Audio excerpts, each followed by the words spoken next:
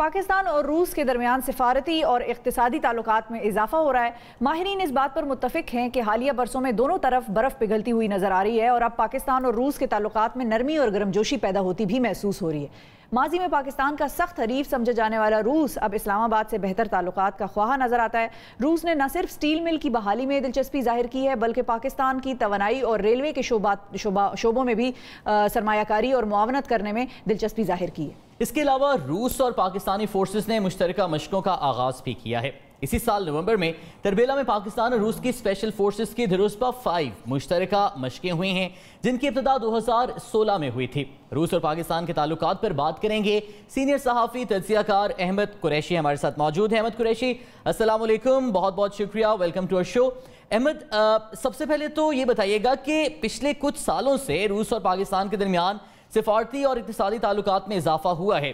اب 2000 کے بعد سے پاکستان روس کے تعلقات میں تبدیلیاں کیا آئی ہیں یہ بھی بتائیے گا، اور انٹرنیشنل پولیٹیکل ڈائنامکس میں ان تبدیلیوں کی وجہ کیا بن رہی ہے پاکستان اور روس کے درمیان تعلقات کی؟ بالکل، یہ بہت دلچسپ سبجیکٹ ہے۔ آپ اندازہ لگائیں کہ بہتری کا کہ پچھلے ایک سال کے اندر جب سے کشمیر میں جو اللیگل اقدامات بھارت نے اٹھائے تھے، اس کے بعد جو 3 UN سیکیورٹی کاؤنسل کے اجلاس میٹنگز ہوئی ہیں کشمیر کے اوپر، جو آفیشیل فارمل میٹنگز ہیں، ان تینوں میں ہمارے وزارت خارجہ کے اندر توقع تھی کہ 5 جو پرماننٹ سیکیورٹی کاؤنسل ممبرز ہیں، مستقل اراکین جو ہیں، ان میں سے اگر کوئی ملک ہے جو ویٹو کر دے گا ان میٹنگز کو کشمیر پر، ان میں سے روس ہو سکتا ہے، اور تینوں مواقع پر روس نے ویٹو نہیں کیا۔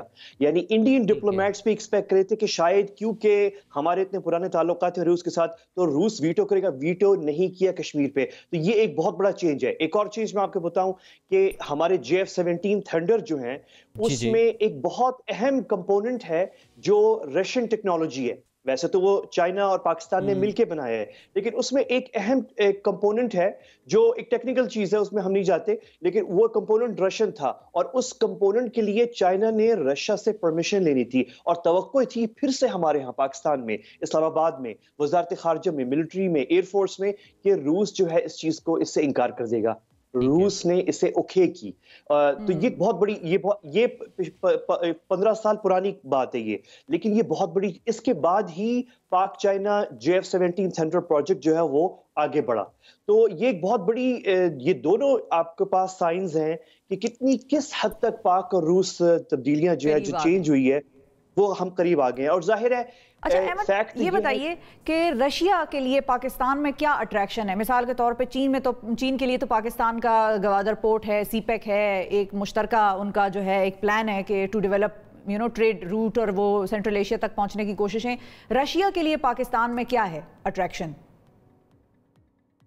شفا، وہ ملک جس نے یہاں بیٹھ کر، یعنی ہم پاکستان نے افغانستان کی اور خود روس کی تو نہیں لیکن USSR سوویت یونین کی پوری تقدیر جو ہے وہ تبدیل کر دی، تو یہ تو بدل دی، تو یہ کوئی چھوٹا معمولی ملک نہیں ہے، مطلب پاکستان۔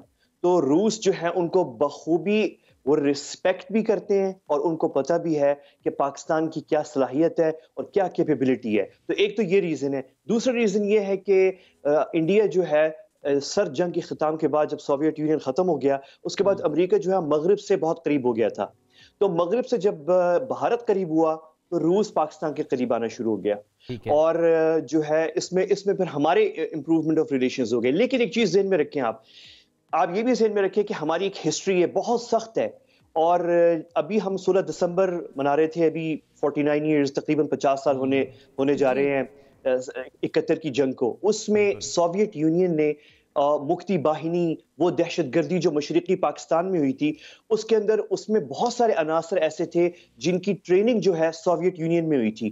پھر آپ ہمارے بلوچستان میں بہت زیادہ جو گند پھیلایا گیا، یہ جو BLA اور اس طرح کی تنظیمیں جو بنی تھی پہلی دفعہ، یہ بھی اس میں سوویت یونین کا بہت ہاتھ تھا، روس کا نہیں تھا لیکن سوویت یونین کا بہت ہاتھ تھا۔ تو ایک بہت بڑی ہسٹری ہے دونوں ممالک की जो मिलिट्रीज हैं, जो स्ट्रेटेजिक थिंकर्स हैं, पॉलिसी एनालिस्ट हैं, एक दूसरे को रिस्पेक्ट भी करते हैं, एक बहुत हिस्ट्री भी है, लेकिन एक बहुत ज़बरदस्त फ्यूचर है आगे चल के। आपने जैसे इंट्रोडक्शन में खुद बताया कि पाकिस्तान स्टील मिल और गवादर में फिर रूस का इंटरेस्ट, और फिर पाकिस्तान की जो इंपॉर्टेंस है रीजन और खित्ते के अंदर, फिर ओआईसी के अंदर, ओआईसी में रूस का बहुत इंटरेस्ट है। रूस में बहुत सारे मुसलमान हैं। आपको पता है कि सदर पुतिन ने जो है जामे मस्जिद, बहुत बड़ी, मेरे ख्याल में रूस की तारीख की सबसे बड़ी मस्जिद, वो मॉस्को में बनाई है। उन्होंने मुफ्ती आजम जो मुसलमानों का है रूस का, तो अपना उनका बहुत करीबी एडवाइजर है, और वो मुफ्ती आजम जो है वो बहुत ज्यादा दिलचस्पी ले रहे हैं ओआईसी में।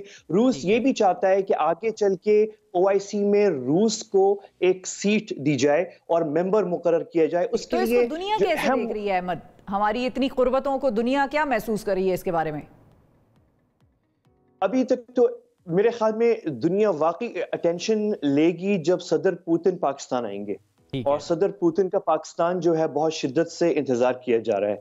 और मैं तकरीबन इस चीज को पिछले कोई तकरीबन 10 साल से, मेरे ख्याल में 10 साल हो गए हैं, इस चीज को हम एक्सपेक्ट कर रहे थे, क्योंकि सदर पुतिन की बहुत अच्छी रिलेशनशिप थी सदर मुशर्रफ के साथ, और क्योंकि वो दोनों मिलिट्री बैकग्राउंड के थे तो बड़ी गर्मजोशी थी रिलेशनशिप में। इत्तेफाक से दोनों इक़्तिदार में एक ही सन में आए थे 99 में, तो एक बड़ी गर्मजोशी। उसके बाद से एक्सपेक्टेड था कि सदर पुतिन किसी न किसी वक्त पाकिस्तान का दौरा करेंगे।